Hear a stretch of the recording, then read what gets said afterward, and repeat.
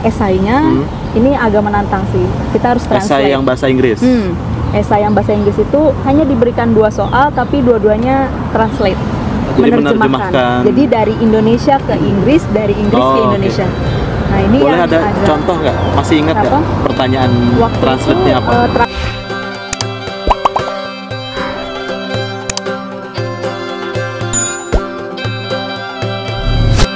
Bismillahirrahmanirrahim. Assalamualaikum warahmatullahi wabarakatuh. Selamat datang kembali teman-teman di channel Erik Iqbal. Ketemu lagi dengan kami untuk membahas tahapan seleksi untuk lokal staff atau pegawai setempat di KBRI atau perwakilan Indonesia di seluruh negara di luar negeri.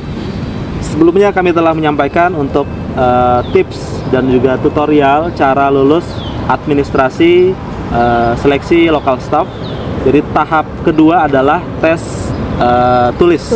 Tes tulis. Jika tes administrasi itu di bulan apa? Misalkan dulu Februari ya. Waktu itu daftar administrasi. Administrasi pertama kali pemberkasan akhir bulan Januari. Akhir bulan Januari. Jadi 2019 itu akhir bulan Januari dan pengumuman tes tertulisnya di bulan Februari tanggal 25.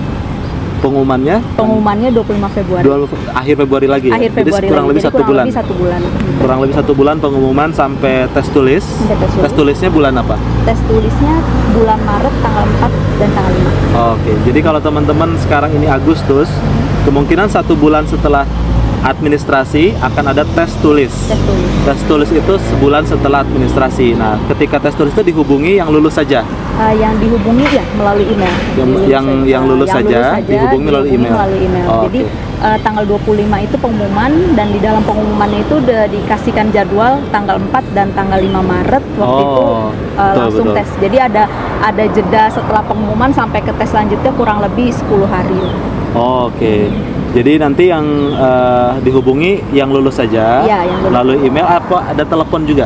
Tidak, hanya melalui email. Email saja, jadi harus standby email ya? Harus standby email. Betul. Nah, kita akan langsung saja masuk ke materi tes tulis. Ada berapa tahap tes tulis? Tes tulisnya berlangsung 2 hari waktu itu. 2 hari. 2 hari. Di Kemlu ya? Di Kemlu, langsung di Pejambon.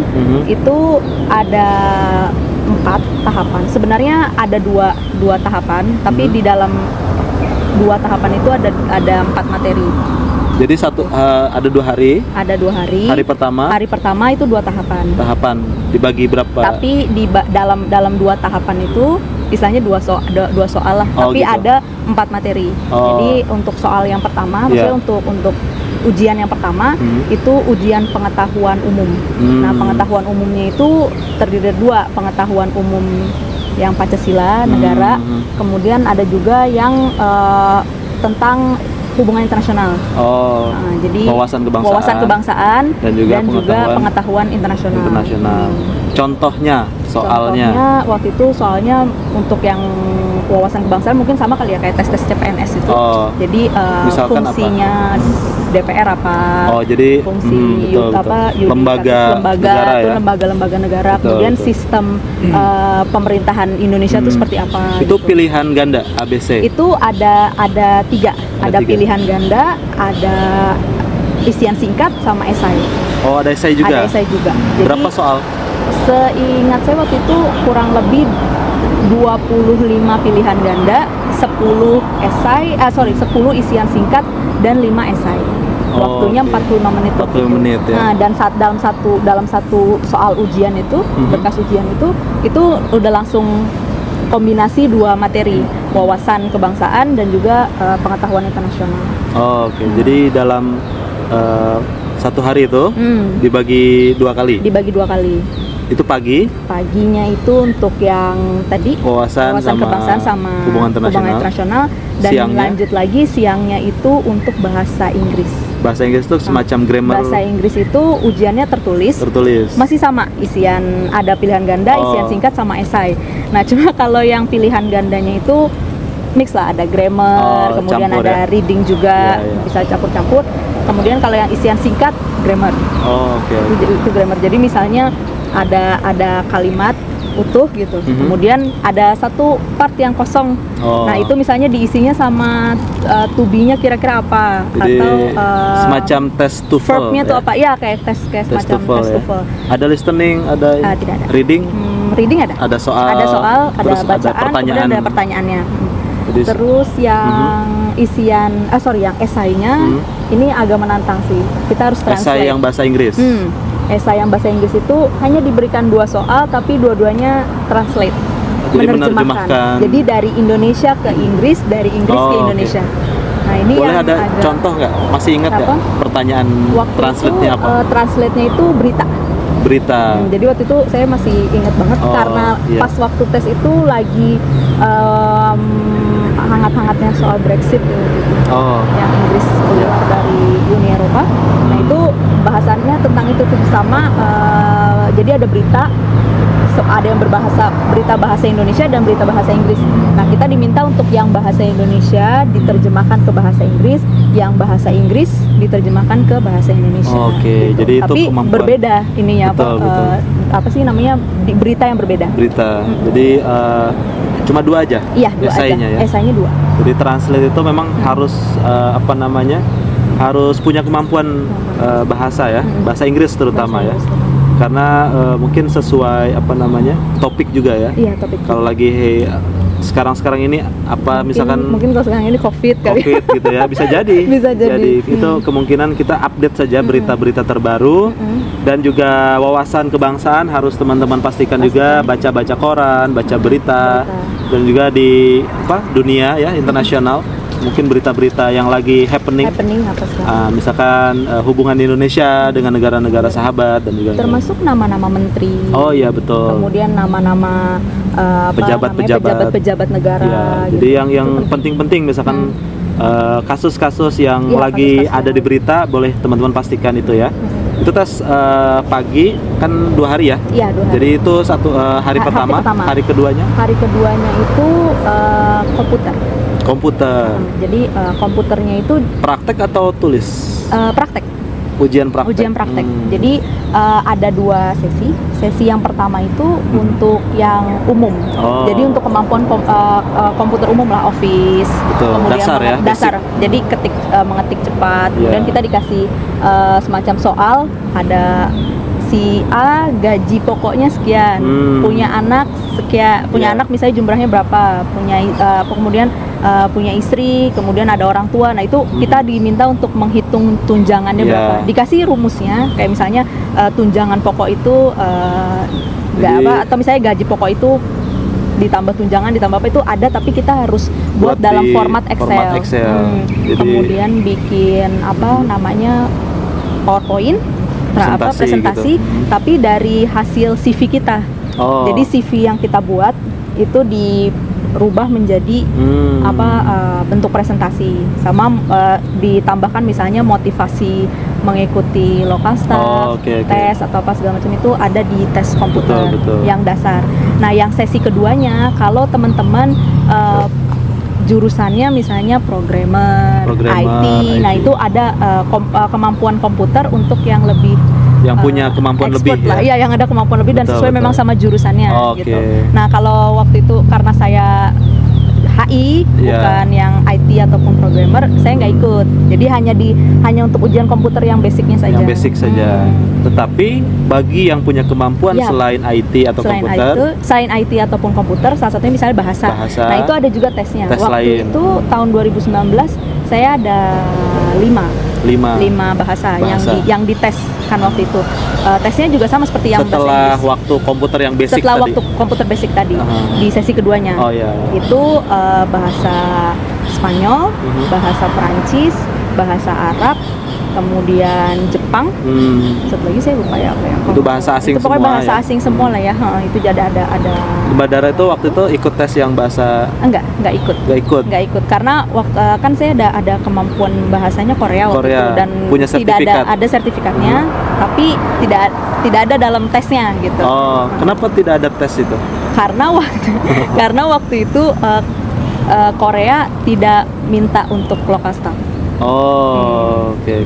Tetapi kita tetap melampirkan sertifikat. Karena itu pun Saya taunya Korea ternyata nggak minta local staff itu setelah saya diklat. Gitu. Jadi setelah udah diklat, akhirnya baru tahu bahwa ternyata memang tidak membutuhkan. Jadi ya tidak dites gitu. Baik, kita akan coba sedikit flashback tadi masalah tes tulis. Yang wawasan kebangsaan itu semua ada esai juga atau pilihan ada juga esai juga. Contoh esainya? Contoh esainya seperti ini. Misalnya ada lebih banyak ke penanganan kasus. Penanganan kasus. Misalnya dalam jika ada kasus ada kasus tertentu gitu. Waktu itu kalau saya tidak salah ada contoh kasusnya adalah ada seorang WNI gitu ya yang tersandra gitu. Karena waktu itu lagi happening juga yang kasus yang di Filipina. Yang di Sandra ya? Nelayan yang disandra itu. Nah itu ditanya kira-kira kalau misalnya kalian menjadi bagian dari kantor perwakilan, kira-kira apa yang akan kalian lakukan gitu untuk bisa menyelamatkan orang-orang ini. Gitu. Jadi itu semacam kasus ya? Kasus gitu. Dan itu kayak semacam mengarang juga mungkin ya? Mengarang, sekaligus bisa mengarang. Iya, jadi esai. Itu kebangsaan apa namanya? Dan urutan apa? Misalnya kalau di DPR itu sebelum menjadi undang-undang misalnya, itu dari urutannya dari rancangan undang-undang dulu, kemudian dibawa ke itu ada urutannya. Nah itu juga dijabarkan. Makanya penting sekali untuk bisa tahu belajar tentang wawasan kebangsaan. Iya betul. Jadi itu harus kita banyak membaca juga ya, mencari tahu informasi. Baik, itu tes 2 hari itu tes tulis. Tes tulis di Kemlu, dan kita menunggu lagi setelah itu pengumuman berikutnya. Pengumuman untuk berikutnya 2 minggu. 2 minggu setelah itu pengumuman. 2 minggu setelah itu pengumuman lolos atau tidak. Yang lolos seperti biasa akan dihubungi, yang tidak lolos tidak dihubungi. Iya. Melalui email ya. Jadi itu tes tulisnya, dan mungkin seperti biasa ya, tes tulis itu di ruangan. Iya. Ada berapa banyak waktu itu? Satu ruangan? 50 orang? Itu atau nggak terlalu banyak? Lebih lah ya. Lebih banyak. Banyak. Jadi tesnya bukan di komputer ya, bukan CAT? Bukan ya. Tesnya yang itu pakai pensil. Melingkari ya. Pakai pensil ya. Oke, jadi itu yang harus diperhatikan juga untuk tes tulis. Dan tipsnya tadi sudah diberitahu bahwa isu-isu terbaru, terus berita-berita yang up to date yang harus teman-teman pelajari. Mungkin ada lagi yang mau disampaikan? Sama ini, pas pada saat nanti misalnya insya Allah lolos gitu di tes administrasi, kemudian masuk tes tulis, kemudian di perjalanan pada saat tesnya itu ada yang misalnya kurang paham atau apa gitu, itu nggak masalah ditanyakan di awal, karena waktu itu pada saat berlangsungnya sudah tidak boleh bertanya apa-apa lagi. Ketika sudah mulai. Jadi kalau misalnya, jadi lebih teliti aja baca kira-kira pada saat nanti pas awal-awal tuh biasanya dikasih waktu sekira misalnya untuk baca semua. Kira-kira misalnya ada yang paham, terutama bahasa Inggris misalnya ya. Itu ini kayaknya ada misalnya ada fill in the blank. Terus kok kayaknya maksudnya yang diisi nih seperti apa ya gitu, apakah grammar atau apa gitu, itu nggak masalah ditanyakan aja sama panitia gitu. Oke. Daripada nanti salah isi malah jadi nggak lulus. Iya betul. Jadi harus dibaca dulu ya. Dibaca dulu. Oke, jadi untuk tes tulis itu pada intinya sama semua, standar. Tapi tadi sudah diberitahu tipsnya atau clue-nya supaya teman-teman juga mempersiapkan. Tapi yang paling penting adalah administrasinya lolos dulu ya? Lolos dulu. Kalau nggak lolos nggak mungkin bisa tes yang lainnya ya. Jadi itu yang dipastikan. Dan ini tes tulis itu 2 hari, berarti berapa banyak dulu yang ikut tes tulis? Dari 500-600 yang lolos berapa? Mungkin sekitar ke tes tulis 150-an ya. Jadi sudah mulai mengerucut ya? Sudah mulai Oke, jadi itu sudah mulai banyak yang gugur. Dan itu yang harus teman-teman pastikan, teman-teman yang bukan yang gugur ya, jadi bisa terus lanjut tes berikutnya. Baik, itu yang kami bisa berikan informasi dan juga tips supaya bisa lolos tes tulis. Dan seperti apa tes setelah tes tulis adalah tes wawancara. Wawancara itu ada dengan Biro SDM Kemlu dan juga dengan pihak KBRI. Dan juga tadi psikometri ya, belum kita bahas. Dokter ya. Dan kita akan kita bahas juga, tapi mungkin boleh sedikit diberikan informasi Untuk tes psikometri itu kan ada tes tulisnya juga. Ya, untuk tes psikometri itu ada dua, ada tes tulis sama tes wawancara. Nah, kita bahas tes tulisnya psikometri. Tes tulisnya itu kurang lebih ada 560 sekian soal. Ya, dan itu dikerjakan dalam waktu yang bebas, kapan aja selesai. Tidak ada waktu. Tidak ada waktu exact pastinya. Tapi ketika selesai kita tulis waktu. Kita harus tulis waktunya. Misalkan 1 jam, 2 jam, 2 jam. Jadi kan ada semacam ada kolom. Jadi ada sama kayak kalau kita ujian nasional itu. Iya. Jadi sistemnya kan membulatkan komputer ya. Itu pilihan ganda? Bukan yes or no. Yes or no. Dan itu nanti memang tidak ada batas waktunya. Jadi boleh kapan saja selesai. Tapi nanti pada saat kita ke depan mengumpulkan ke perawatnya itu dia catat di ujungnya kamu selesai pukul berapa. Jadi ditandain berapa jam. Jadi ditandain. Betul. Jadi itu psikometri adalah salah satu bentuk seperti psikotes, tapi ini khusus untuk kejiwaan diadakan di rumah sakit RSPAD Angkatan Darat. Ya, Gatot Subroto di Jakarta ya. Jadi ini adalah salah satu syarat juga setelah tes tulis yang 2 hari tadi, yang lolos akan masuk ke tes psikometri. Sebelumnya wawancara dulu atau psikometri dulu? Wawancara yang Biro SDM. Baru nanti setelah itu di tes psikometri. Dan tadi ada 500 soal ya.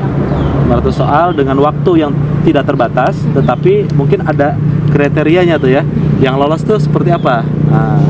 Jadi gini, kalau dibilang tesnya seperti psikotes enggak juga. Jadi sebenarnya pertanyaan itu pertanyaan yang sederhana, misalnya kayak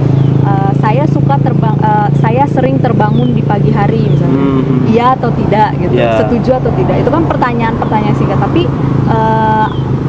pertanyaannya sifatnya berulang dan berkaitan dengan memang kondisi kejiwaan kita juga. Gitu. Kadang waktu itu saya sampai keluar dari tempat tes itu sampai ketawa-ketawa bercanda sama teman-teman karena soal-soalnya lucu-lucu juga gitu. Baik Mbak Dara, jadi itu kita akan bahas. Nah ini informasi awal saja tentang psikometri itu ternyata agak berbeda dari psikotes. Ya. Seperti apa tips supaya bisa lolos dari psikometri ini? Karena ini sangat menentukan dan ini sudah berada di tahap akhir. Ya, jadi supaya teman-teman tidak gagal di ujung, nah harus tahu juga tipsnya. Seperti apa? Silahkan disimak di part berikutnya. Sampai jumpa lagi. Terima kasih Mbak Dara. Sampai ketemu di part berikutnya. Assalamualaikum warahmatullahi wabarakatuh.